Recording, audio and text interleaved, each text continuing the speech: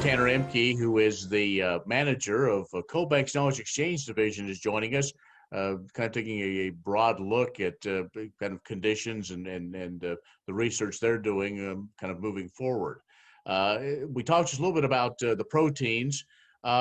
That's been another one that has been a challenge due to the pandemic, but we also saw some see expansion, which was kind of unusual.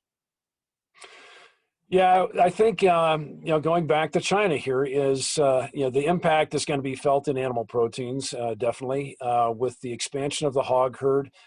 We've seen hog prices in China's interior dropping, and so that's a signal early on that we see that they're going to be backing up or slowing down rather their imports from the U.S. of pork and poultry. Those have really been the big winners. They have beef has also participated in that. But we've got a situation playing out where we think in 2021 across the animal protein sector, we're going to see stress on prices, more downside risk than upside risk, I would say, on live cattle and lean hogs and also on poultry. And so that is going to be coinciding with the higher cost environment on feed. And so heading into that environment, it's important that producers take the necessary risk management steps to lock in profits or margins when they are there, because we could see that situation turn quickly if we have an oversupply situation here in the U.S. At the same time when we are not seeing the restaurant industry coming back from COVID. And we send a lot of our animal protein and dairy products through the food service channel.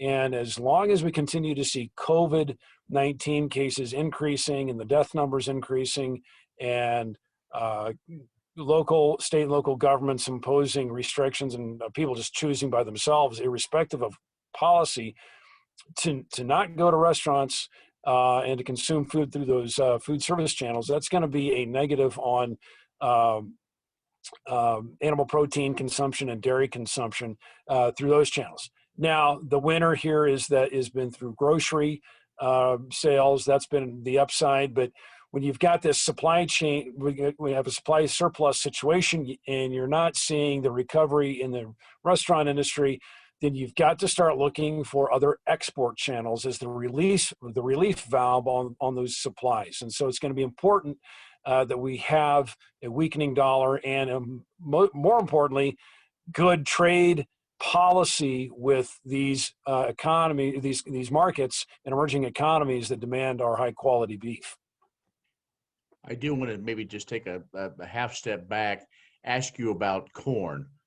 We saw, again, big numbers of corn, at least in planted acres, yields off just a little bit, we're going to find. But with this new administration seemingly wanting to do more with renewables, at least for the short term, before maybe they go to even more extremes with electric, will there be a fight for corn? I mean, as far as to make sure that there's enough for ethanol, there's enough for livestock feed, and when we see an expansion of acres, we've kind of heard, seen reports where farmers are indicating even more corn, but yet again, we have groups that are saying, yes, we're going to plant more soybeans, but over the years, Tanner, that has not come to fruition. Yeah, ethanol is going to be it's going to be in the linchpin, as it always is, between agriculture and the environment, or the groups that are wanting to control climate change, right, and reduce carbon emissions. Now, I think we'll see where that ends up. Fundamentally, the factors are there for continued reduced consumption of fuels because people are staying home. Those fundamentals are intact, and we don't see that going away.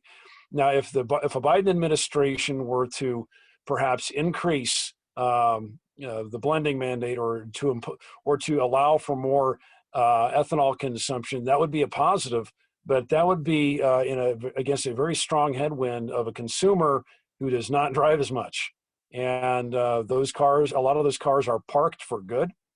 People don't commute to work very much. I'm working from home. So that would be a very powerful headwind. And so it would come down to again, the export markets if we're going to grow that industry. Well, Tanner, we always appreciate your insights, and thank you so much for giving us an update and the view from CoBank and the Knowledge Exchange Division of what's going on. So always good to catch up with you. Thanks, Ken. Likewise. It's good to see you. Tanner Ehmke, who is the manager of CoBank's Knowledge Exchange Division, has joined us. Stay with us. We'll have more coming up.